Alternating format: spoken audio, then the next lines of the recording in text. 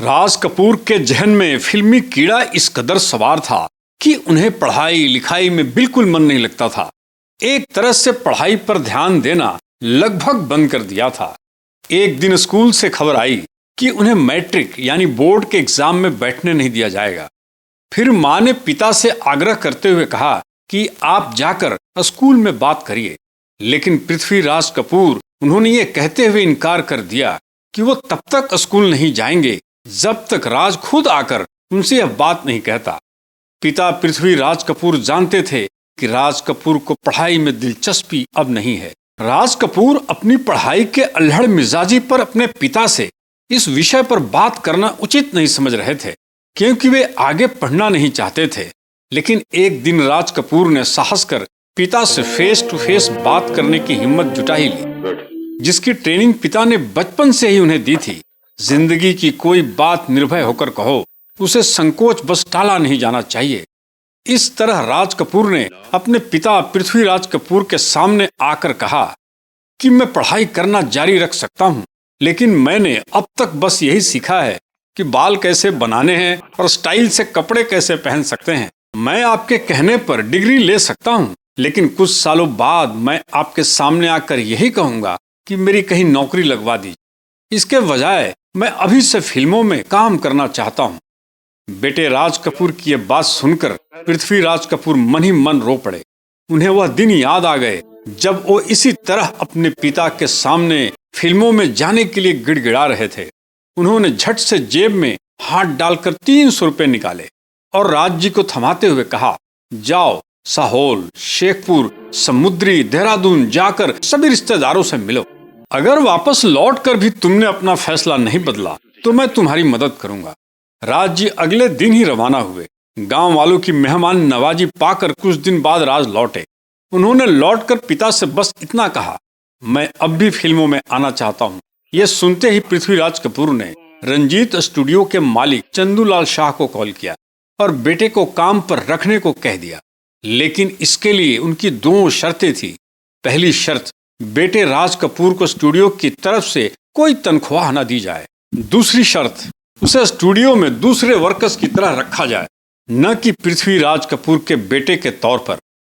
पिता ने कहा, जाओ अपनी माँ से कहो वो जितना ज्यादा हो सके उतने सफेद पैंट और शर्ट सिल दें। सुबह सफेद कपड़े पहनकर निकलना और शाम को लौटो तो कपड़े लाल धूल से मटमैले होने चाहिए। तुम्हारी पॉकेट मनी 15 रुपए महीने से बढ़ाकर 30 रुपए की जा रही है। दोपहर को तुम्हारे लिए खाना नहीं आएगा। चाहो तो सुबह टिफिन लेकर निकलो या स्टूडियो के पास किसी होटल से अपने खर्च पर खाना खाना। राज पर फिल्मों का ऐसा जुनून सवार था कि वो पिता की कही हर शर्त के लिए राजी हो गए। शुरुआत में वो रंजीत स्टूडियो में फर्श साफ करने और सामान इधर उधर रखने का काम करते थे। बाद में वो डायरेक्टर केदार शर्मा के असिस्टेंट बन गए। कुछ समय बाद उन्होंने पृथ्वी थिएटर में बतौर प्रोडक्शन इंचार्ज काम करना शुरू किया।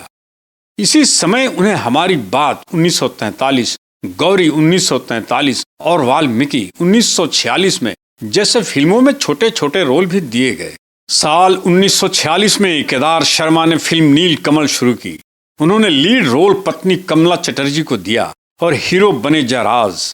शूटिंग शुरू हुई थी कि कमला चटर्जी का आकस्मिक निधन हो गया। केदार शर्मा बुरी तरह टूट गए और उन्होंने फिल्म बंद कर दी। कुछ महीनों बाद उन्होंने पत्नी की याद में फिल्म दोबारा शुरू की, जिससे उन्होंने child artist baby Meena Madhubala को पहला लीडिंग रोल दिया। यह सुनते ही जयराज ने फिल्म छोड़ दी। जब जयराज ने फिल्म छोड़ी तो केदार शर्मा ने रंजीत स्टूडियो में बतौर क्लैप बॉय काम कर रहे राज कपूर को फिल्म में लीड रोल दे दिया। कहा जाता है कि क्लैप बॉय होते हुए एक रोज राज कपूर बार बार कैमरे के सामने आकर बाल संवारते थे। इससे चिढ़कर डायरेक्टर केदार शर्मा ने उन्हें थप्पड़ जड़ दिया था। हालांकि केदार शर्मा की अपने किए पर अच्छा नहीं लगा था। इस थप्पड़ को भरपाई करने के लिए उन्होंने राज कपूर को हीरो बनाया था। पृथ्वी थिएटर में काम करते हुए राज कपूर को एक रोज एक लड़के की जरूरत थी, जिसके लिए वह मार्च 1946 में मध्य प्रदेश रीवा गए थे। वहां उनके अंकल प्रेम नाथ रहा करते थे, जिन्हें फिल्म में लेने के लिए उनके पिता करतार नाथ से इजाजत लेनी थी।